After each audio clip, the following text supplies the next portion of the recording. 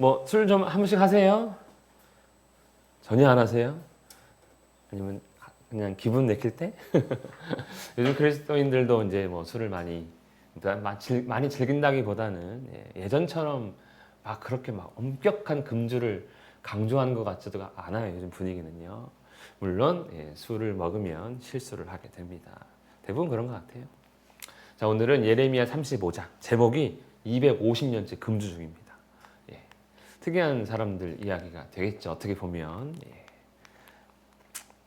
때는 여호야김 때. 우리가 지난주까지 나눴을 때 때가 시드기야 때였어요. 시드기야.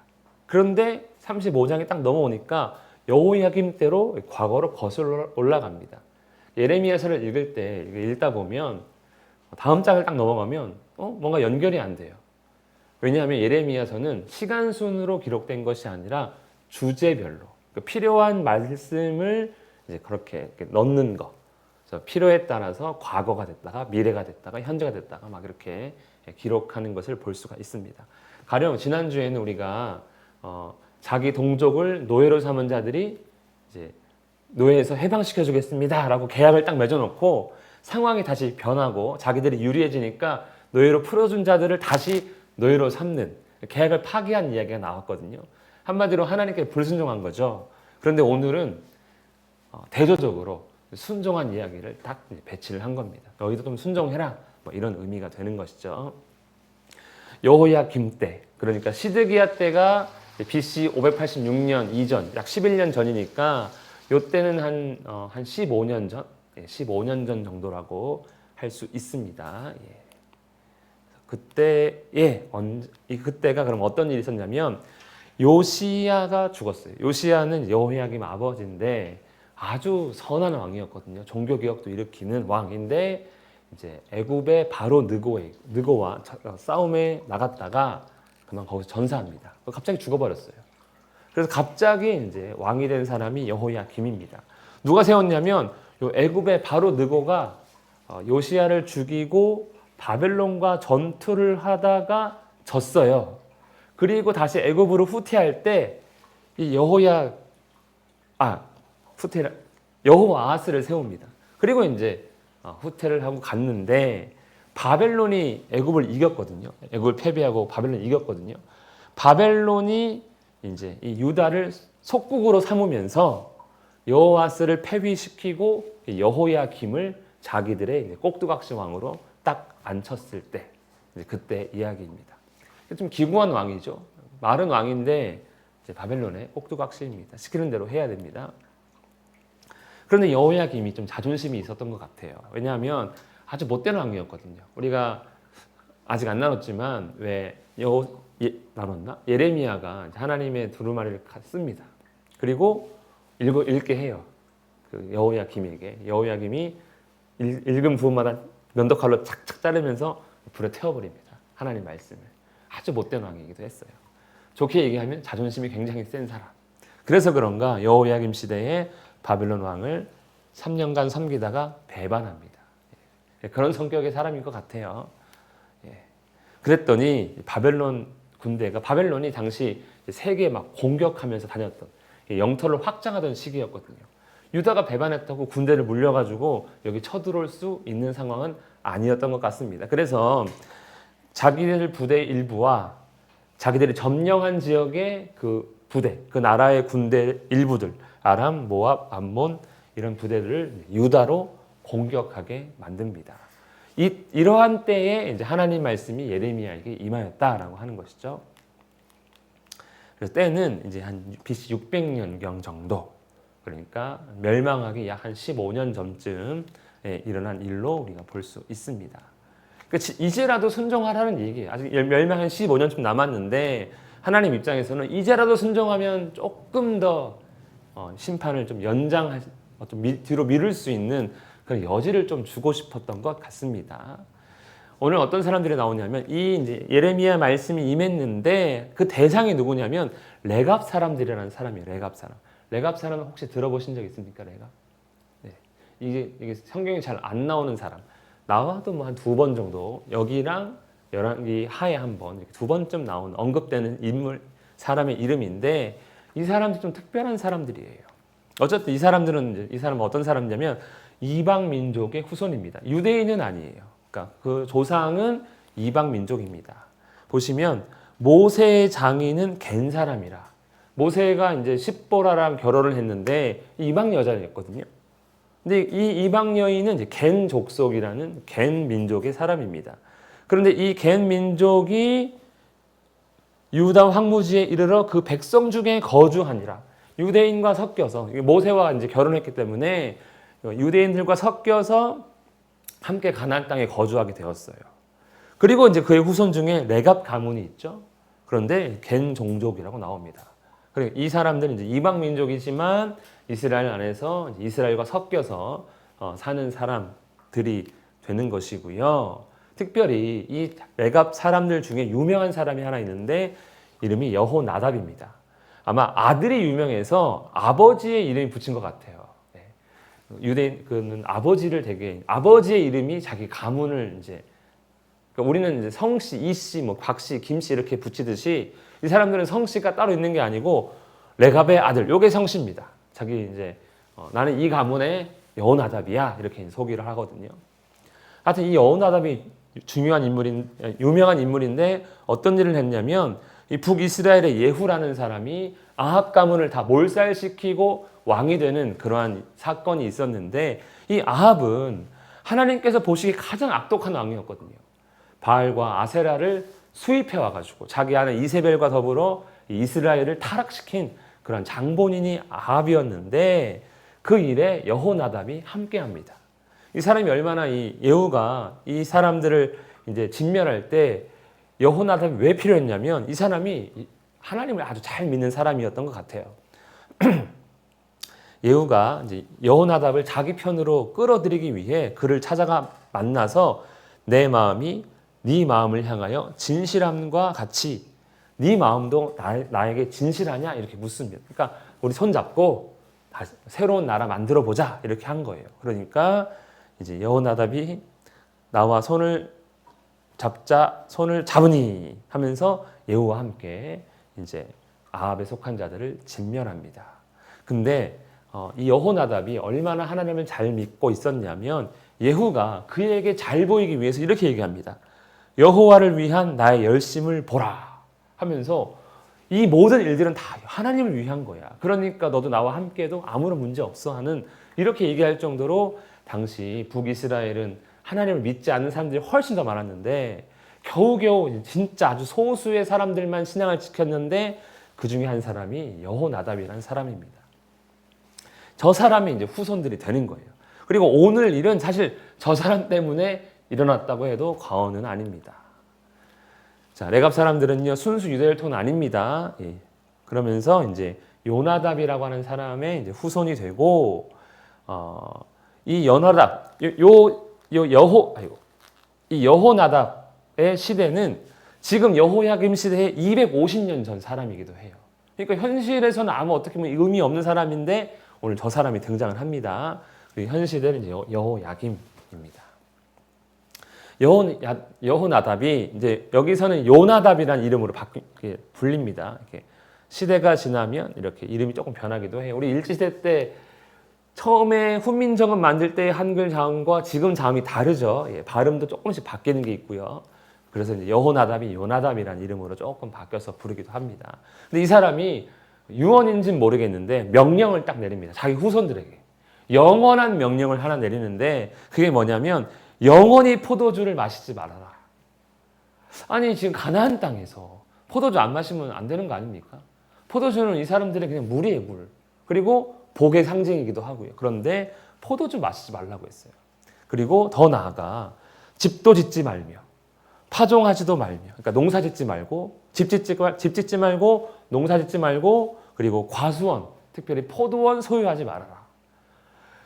집, 땅, 포도원 이거 없다는 건 그냥 유다에 아무것도 없는 거예요. 그냥 어떻게 보면 가난한 사람들입니다. 어떻게 살아야 되는 거예요? 이 사람들은 직업이 없는 건데. 그러면서 너희는 평생 어디서 살아라?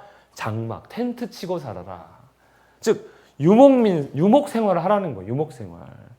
이상한 명령을 내립니다. 여러분 같으면 이제 하나님 믿고 살다가 후손들에게 이런 명령 하시겠습니까? 포도주는 마시지 마라. 이거는 할 수 있을 것 같아요. 근데 후손도 술 먹지 마. 이렇게 할 수 있을 것 같아요. 그런데 이렇게 합니다. 다 자녀들 있으시죠? 집 사지 마라. 아무리 돈 많아도 집 사지 마라. 땅 사지 마라. 할 수 있냐는 거예요. 이런 예언을, 명령을 할 수 있는 겁니까? 좀 특별한 명령이 되는 것이죠. 예. 이런 명령을 들은 사람들이 이 레갑 사람들입니다.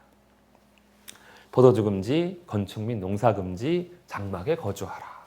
이 의미가 뭘까? 이렇게 생각할 수 있는 것이죠. 왜 요나답은 자기 후손들에게 그런 명령을 했을까? 아마도 이 성경에 이래서 이렇게 하라고 나와 있지 않지만 이 바알 숭배 때문에 그런 것이 아닌가 생각할 수 있습니다. 가나안 땅에 정착한 이스라엘 민족들은 원래 유목이 이제 주업이었는데 이제 바뀌었죠. 정착을 하니까 자 기업을 얻어가지고 농경 생활을 하게 됩니다. 농사를 짓게 됐는데 이때 필연적으로 찾게 되는 신이 하나님이 아니었어요. 왜냐하면 당시 바알이 농사의 신이었거든요. 그러면 농사의 신을 찾아가야죠. 농사를 지으면 농사의 신을 찾는 것이죠. 예. 그게 정상 아닙니까? 아니지. 그래도 하나님 찾아야지 할 수 있는데 우리도 똑같아요. 우리 그러면 일을 합니다. 회사에 출근 일을 하죠. 그러면 회사를 위해 충성해야죠. 하나님 충성하면 안 되죠. 말이 안 되죠. 그런 거예요. 회사 일을 회사 가서 하는 거잖아요. 여기서의 바알은요 그냥 필연적인 거예요. 농사 지으면 당연히 바알신 찾아야지 되는 거죠. 그래서 이 사람은요 아마도 이걸 차단하기 위해서 아예 바알의 숭배를 하지 않기 위해서 농사 짓지 말아라. 이거 졌다가는 자칫하면 바알신을 숭배할 수 있기 때문에 하지 말아라 라고 한 것 같습니다. 대단한 거죠. 이 농사를 지어서 잘 먹고 잘 사는 것보다 더 중요한 건 하나님 섬기는 거라고 생각했던 것 같습니다. 그래서 이 농사와 관련된 거 포도원도 있고요. 그 다음에 이제 어떤 물질주의 이런 바알 숭배가 결국에는 물질과 연관돼서 그런지 집도 땅도 갖지 말라고 하고요. 그리고 이제 포도주를 마시게 되는 경우에는 포도원을 가질 수 있을까봐 그랬는지 포도주도 금주하게끔 이런 예언을 하게 되었습니다. 어쨌든 이 사람은요 지금 이 바알 숭배를 차단하고자 선제적으로 이런 명령을 내린 것 같습니다. 우리도 자녀들이 공부를 잘하면 어느 대학 보내실 거예요? 공부 잘해, 너무 잘해. 어느 대학 보내실 거예요? 한국에서? 당연히 서울대죠. 그게 잘못됐다는 거예요, 제가. 이게 그런 거예요, 이게. 아니, 기독교 대학을 보내야지 왜 서울대에 보냅니까? 그런 거예요. 우리 공부 잘하면 서울대, 연고대 순서대로 보냅니다. 그렇죠. 그리고 원광대 여러분 보내시겠어요? 공부 잘해. 근데 의대야, 거기. 근데 원광대, 의대는 갈 수 있대. 그럼 보내시겠어요? 그런 거예요. 네. 이 바알신을 찾는 거, 우리 자녀 공부 잘해? 너 의대 갈 수 있겠어? 원광대 보내는 거, 그거 똑같은 거라는 거예요. 우리의 신앙과 상관없이 세상적 성공을 위해서 어떤 다른 걸 위해서 신앙을 잠시 접어줄 수 있다.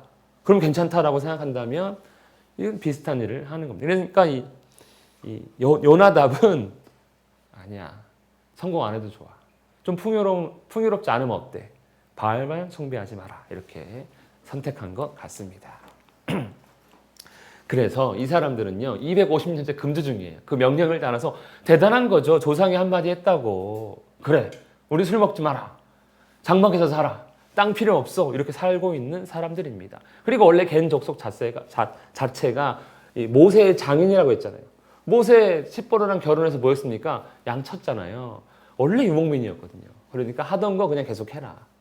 이고 유목민은 진짜 하나님 의지해야 돼요. 농사 안 짓고 뭐 하니까 하나님이 주셔야 다 먹고 살 수 있는데 어쨌든 그렇게 금주 중인데 하나님께서 예레미야를 통해서 뭐라고 말씀하십니까? 그들을 레갑자 족속들을 성전의 한 방으로 데려다가 포도주를 마시게 하라. 야, 이거 하나님이 또 희한한 거 명령하시네 되는 거죠. 금주 중인데 하나님께서 약간 도발적인 명령을 하십니다. 시험하는 걸까요? 이것들이 진짜 잘 믿나 안 믿나 보자, 순종하나 안 하나 보자 하고 시험을 하는 것인지 한번 테스트하는 것 같기도 한데, 어쨌든 예레미야는 그 말씀에 순종해서 야하사냐와 그의 형제, 그러니까 이게 이 사람이 이제 레갑 족속의 현 대표인 것 같습니다. 그와 그의 형제, 가족, 모든 레갑 사람들을 성전 안에 불러 모았습니다. 불러들인 방의 이름이, 방이 하나님의 사람, 하나님의 아들들의 방이래요. 한번 요 하나니라는 사람은 성전 내부에서 굉장히 유명한 사람 같습니다. 그 유명한 사람 방에 이제 불러들였죠. 그리고 이 방이 어느 방인지 사람들이 알고 있는 것 같아요. 고관들의 방 곁, 그다음에 문지기 살룸의 아들 마아세야의 방 위. 그러니까 아주 공적인 장소인 것 같습니다. 사람들이 딱 들으면 아 거기 이렇게 이제 알고 있는 좀 유명한 방이 있는 것 같아요. 아무튼 성전에 불러들였는데 당시 성전은 하나님 뭐라고 표현하셨냐면 도둑의 소굴이라고 했어요. 그러니까 이 방이 어떤 방인지 잘 모르겠어요. 좋은 방인지 제가 그냥 공적인 근데 구별된 장소라고 했는데 어떤 의미의 방인지는 정확히 알 수 없지만 이런 이름들이 쭉 기록된 상태로 이제 그 방에 모여라라고 했습니다. 그리고 이제 예레미야가 이제 항아리에 포도주를 잔뜩 담고 따라 마실 수 있는 잔들을 딱 준비하고 마시라라고 권합니다. 자, 선지자 예레미야가 포도주를 마시라고 권했습니다. 어떻게 해야 됩니까? 마셔야 됩니까? 말아야 됩니까? 마셔야 될 것 같죠? 예. 아니, 마시라 했으니까. 그렇죠? 그런데, 예, 그렇죠. 하나님의 선지자들 또 하필이면. 예, 하필이면. 자, 우리는 포도주를 마시지 아니하겠노라. 라고 그냥 딱 잘라 말합니다. 여러분이 금식 중이에요. 제가 갑니다. 아, 금식하지 마세요. 괜찮습니다. 안 해도 돼요. 그럼 어떻게 할까요? 그러면, 아, 먹어야지. 아니다, 목사님. 제가 하나님 앞에서 약속한 거니까 금식하겠습니다. 이러시면 좋을 것 같기도 한데, 아무튼 우리는 그 명령을 어기지 않겠다. 딱 그냥 거절해 버립니다. 아니 예레미야가 마시라고 했으면, 예, 그리고 우리 조상이 그렇게 명령했지만 하나님의 말씀인 줄 알고 마시겠습니다라고 할 수 있는데 그 명령을 지킵니다. 예, 우리는 포도주를 마시지 않겠습니다. 이유가 있어요. 아까 제가 처음 말씀드렸다시피 요나답이 우리에게 명령했기 때문에 그렇습니다. 250년 전 명령에 순종하고 있는 거예요. 그리고 포도주도 마시지 않잖아요. 포도주 마시지 않는 사람이 누굽니까? 나실인이거든요. 근데 나실인은 포도주 마시지 않고 머리 안 자르고 그 다음에 시체를 만지지 않아야 되는 세 가지 지켜야 되는데 뭐 시체나 머리 자르지 않는 건 없죠. 그러니까 준 나실인. 하나님께 자기를 드린 나실인처럼 지금 저희는 금주합니다. 라고 하는 거예요. 민족적으로 지금 거의 나실인 상태인 거예요. 왜 그럼 이렇게 하느냐? 예, 아마도 그들은 오직 하나님만 의지하기 위해 이러한 상황을 설정해 놓은 것 같습니다. 이렇게 하지 않으면 하나님을 버리고 바알 찾을 것 같으니까. 이렇게 하지 않으면 재물을 의지할 것 같으니까 아마 이렇게 사는 것 같습니다. 그래서 우리는 요나답이 명령한 대로 지금까지 순종하고 있다는 거예요. 지금까지. 그러니까 지금 한 번만 원래는 술을 조금씩 먹다가 아닙니다. 오늘은 저 명령이 기억나서 안 마실 거예요. 라는 게 아니고 계속해서 이 250년째 순종 중이다.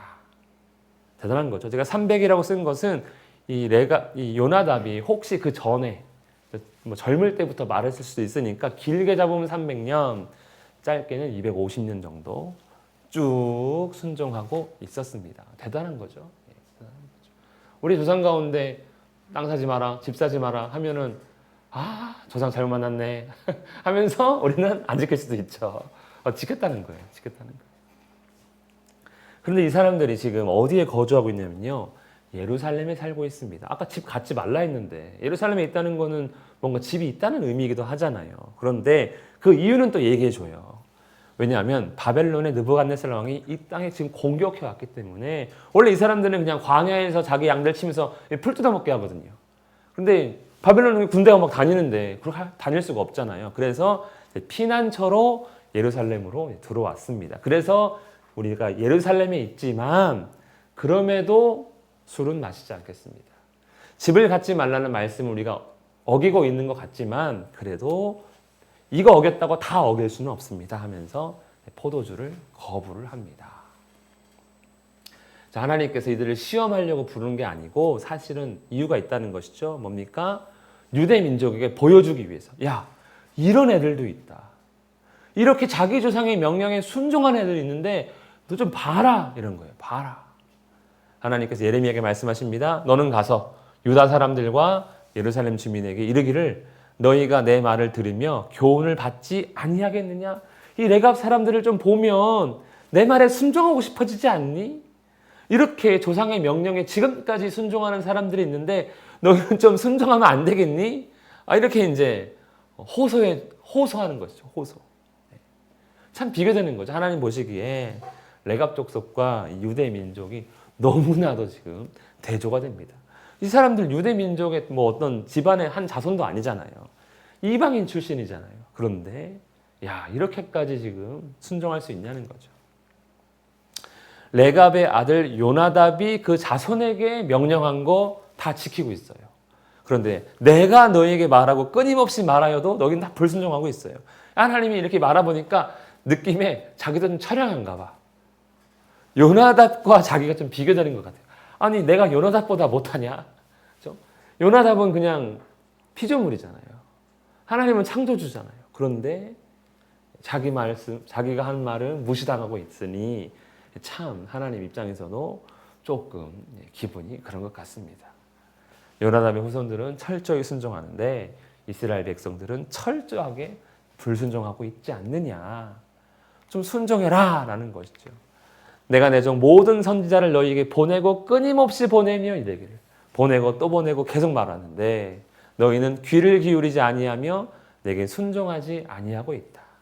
듣지 않고 또 듣지 않고 계속해서 듣지 않는 상태. 솔로몬 때부터 하나님이 이제 물론 다윗 때도 선지자가 있었고 솔로몬 때도 있었지만 솔로몬 이후 우리가 시간을 본다면 하나님은 지금 약 400년째 호소 중이에요. 제발 좀 순종해라. 제발 좀 돌아와라. 안 그러면 심판한다. 돌아와라. 심판 늦춰줄게. 돌아와라. 계속 불순종하는 것이죠. 400년째 호소 중. 그러니까 우리 자녀들이 한 30년째 불순종해도 괜찮아요. 아직 370년 더 남았습니다. 계속 호소해야 돼. 계속. 저 엄마 말 좀 들어. 아빠 말 좀 들어. 네. 하나님은 400년째 내 말 좀 들어. 이러고 계신 것이죠. 참, 하나님도 참 뭐가 아쉽다고. 사랑이란 그런 것 같아요. 뭐가 아쉽다고. 참, 그렇습니다. 레갑의 아들 요나답의 자손은 그 선조가 명령한 그 명령을 지켜야 하는데 이 백성은 내게 순종하지 않는다. 이방 민족보다 못한 하나님의 백성이라는 것이죠. 아니 하나님 백성이잖아요. 택함받은 백성이잖아요. 그런데 택함받지 않은 백성보다 오히려 못한 그런 모습을 보이고 있습니다. 그래서 결국 불순종의 대가는 무엇입니까? 선포한 모든 재앙을 내리겠다.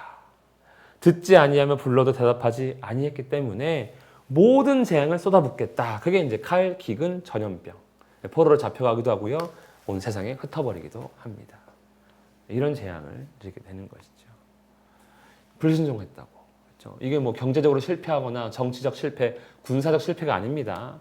그냥 하나님 말씀에 불순종하면 그냥 망하는 것이죠. 그러면서 이 레갑 자손에게는 또 다릅니다. 요나답의 명령을 순종하여 그의 모든 규율을 지키며 그가 너희에게 명령한 것을 행하였도다. 순종한 레갑 족속들에게 하나님은요 보상을 해주기를 원하시는 거예요. 그러면 좀 특이하죠. 제가 앞에 설명을 좀 드리긴 했지만 좀 특이하다, 이상하다라고 생각할 수 있어야 돼요. 왜냐하면 이 사람들 하나님 말씀 지킨 겁니까? 요나답의 명령 지킨 겁니까? 요나답의 명령 지켰잖아요. 그럼 하나님이 뭐로 보상해 줍니까? 하나님 말씀 지킨 건 아니잖아요. 그렇죠. 그런데 하나님이 보상을 준다고 말씀하셨기 때문에 이렇게 생각할 수 있는 거죠. 요나답의 명령은 하나님과 연관되어 있는 거구나. 그러니까 하나님이 보상해 주시는구나 라고 생각할 수 있습니다. 그래서 아까 제가 말씀드렸죠. 바알을 섬기지 않고 하나님만 의지하기 위한 그러한 방편으로서 금지라고요. 그러니까 가장 좀 어려운 상황, 우리가 어려우면 하나님 찾잖아요. 잘 살다가도 뭔가 아프거나 뭔가 위태하거나 이러면은 안 하던 기도도 좀 더 하게 되고, 혹시 말씀이라도 읽으면 괜찮아질까 하기도 하고, 우리 지난주에 그 위기 싸움 가운데 그 노예를 해방시켜주면 하나님이 혹시 우리에게 은혜 베풀어 주실지 몰라 하면서 또 노예 계약도 해지하고 막 이렇게 하잖아요. 요나답은 아예 그럴 거 없이 야 무조건 최악으로 만들어 놔. 세팅해. 하나님만 의지하게. 하나님이 풀 자라게 하지 않으시면 양들을 먹일 수 없게끔. 그래서 풀을 여기 이 목초지에서 풀 다 먹으면 하나님 어디로 갈까요? 기도할 수밖에 없게끔. 장막을 쳐서 살기 때문에 날씨가 좋아야 되게끔. 하나님만 찾을 수밖에 없게끔 만든 것 같고, 그들은 그렇게 하나님을 찾았던 것 같습니다. 그러니 하나님이 보상해 주는 것이죠. 그래서 어떤 보상을 해주냐면, 우리가 보기엔 그냥 그렇습니다. 사실상 뭐 그렇다고 장막 치던 사람을 갑자기 막 성에 살게 해주진 않으셨어요. 아쉽게도. 그랬으면 좋겠는데, 어떤 보상이냐?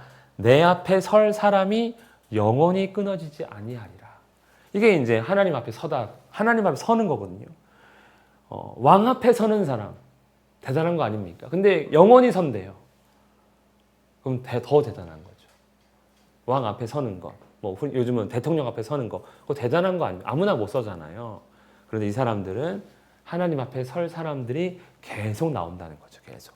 근데 이 의미는 사실 성전에서의 어떤 봉사, 성전에 들어가는 걸 의미합니다. 그래서 이게 레위인적 특권이에요. 레위인만 들어갈 수 있는데 이 사람들도 갑자기 들어갈 수 있게 된다는 것이죠.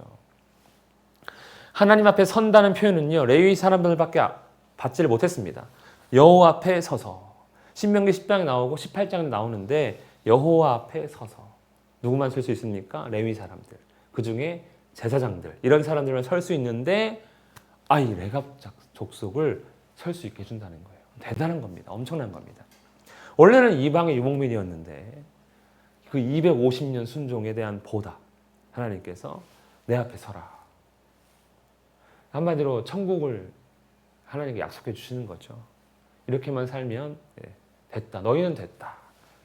예루살렘이 멸망해도, 예루살렘이 재건되어도 레갑 족속은 하나님께서 보호해 주시는 놀라운 약속이 됩니다. 이스라엘, 하나님 백성 이스라엘은 모든 재앙을 당해서 죽게 되고, 레갑 족속은 이 와중에 이 바벨론이 쳐들어와 가지고 이 난리통에도 하나님 언약을 받고 좀 뭔가 안전이 보장되는 그러한 일들을 이제 얻게 되는 것이죠. 지금 바벨론이 쳐들어왔는데 이런 약속을 얻을 수 있다는 것, 순종이 정말 대단한 능력이구나라는 것을 보게 됩니다. 우리는 자격은 어디서 오는가 생각해 볼 수 있는 것이죠. 내가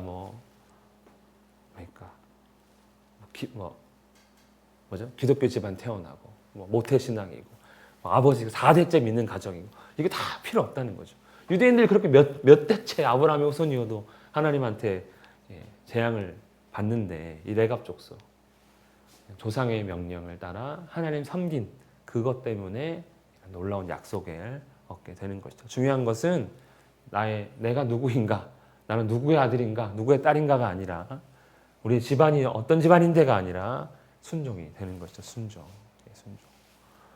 자격은 순종으로 나타나는 것이죠. 순종하면 자격 얻는 게 아니죠, 사실은. 하지만 자격인, 하나님 보시기에 순종하는 자가 결국 자격이 있는 자라는 것을 보게 되고요. 하나님을 의지한다는 거 참 쉽지 않은데 끝까지 의지했던 레갑 족속을 보게 됩니다. 유대인들은 하도 불순종하니까 이제 레갑 족속까지 보여주면서 제발 좀 순종해. 순종하니까 다시 회복되잖아. 여기서 순종하면 내가 심판 미룬다는 거죠. 이들은 순종하지 않았습니다.